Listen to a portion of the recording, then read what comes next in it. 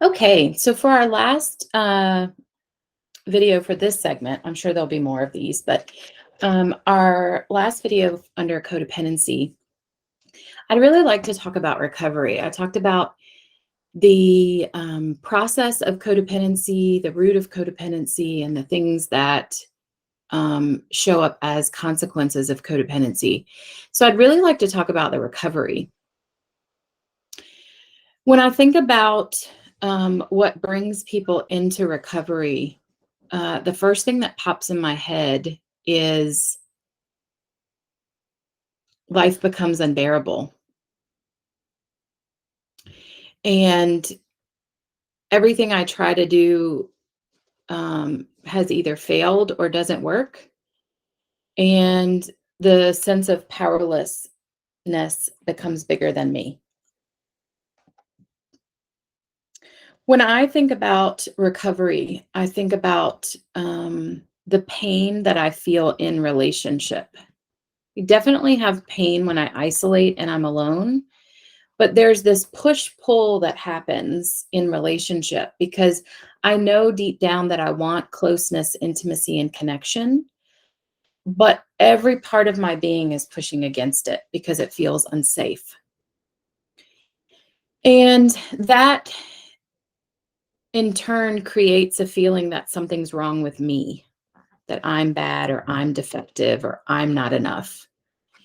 And being able to make it into recovery, whether that's a 12-step program or therapy or both, highly recommend. It really helped me when I understood what was happening between me and someone else in relationship. So for this example, I want to use my husband and I.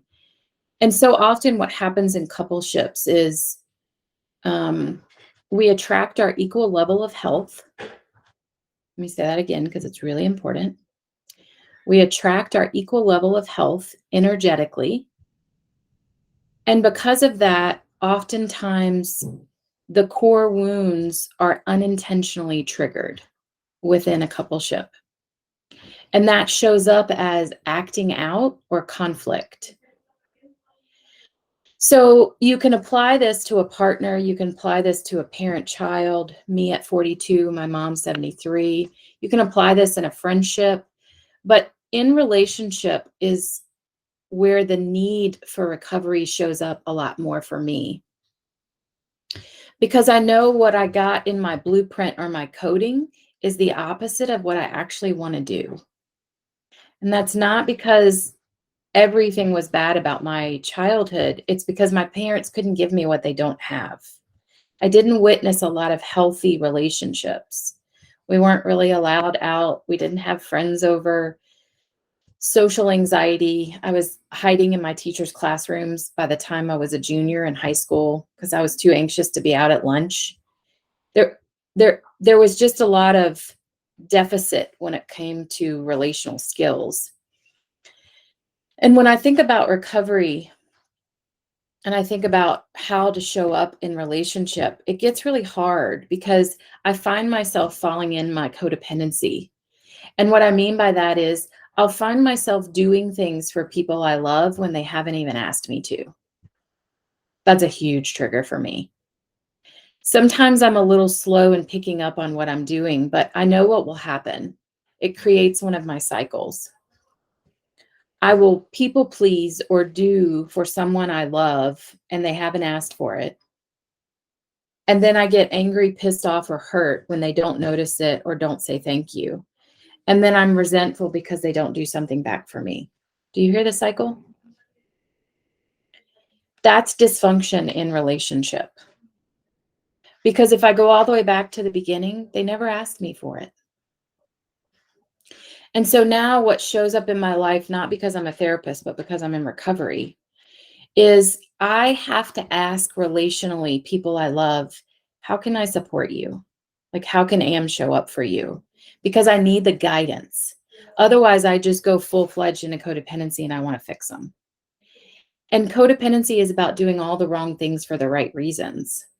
It's not because I'm not trying to hurt them. It's because I have a love language of codependency and it's dysfunctional.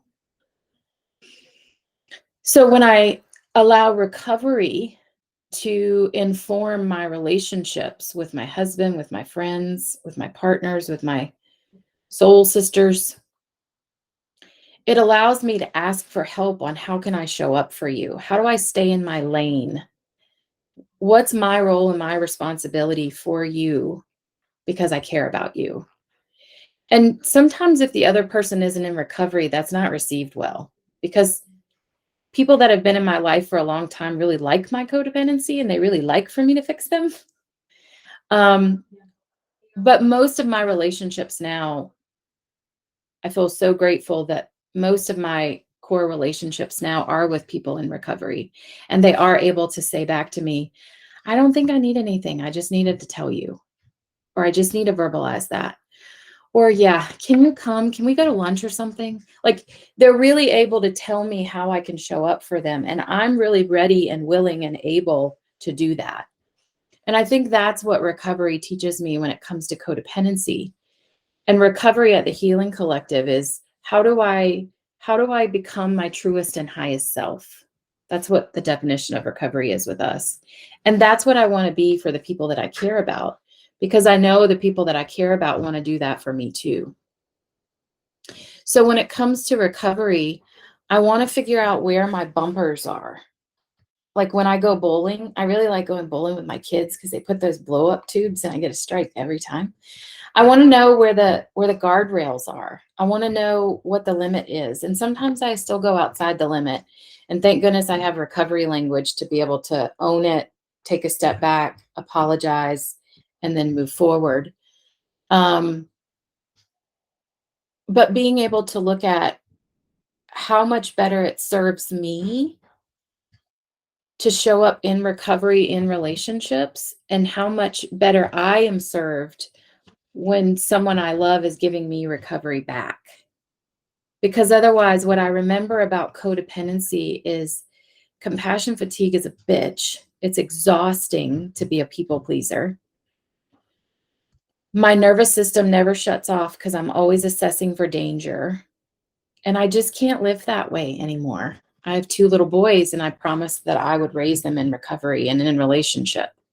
So when I'm in recovery, I usually can pick up on the bumpers. And what's really important for me is also being able to verbalize back when a loved one says, Am, how can I help you? I'm able to say what it is that I need, which when it comes to emotional unavailability that we talked about, it's really hard and vulnerable to do that. So I hope this was helpful, the recovery in terms of codependency and what it might look like, what brings us into recovery, and recognizing that it's not 6 months of therapy. It's not 2 years of therapy. It's a journey. And I'm rewriting 23 years of trauma, and I'm probably going to keep rewriting that the rest of my life. Um, So know that recovery is a journey and know that it's the gift that I'm giving my future self by staying in a program and by also doing my own therapeutic work. Because recovery is about walking the talk, it's not about teaching it. So I hope this was helpful.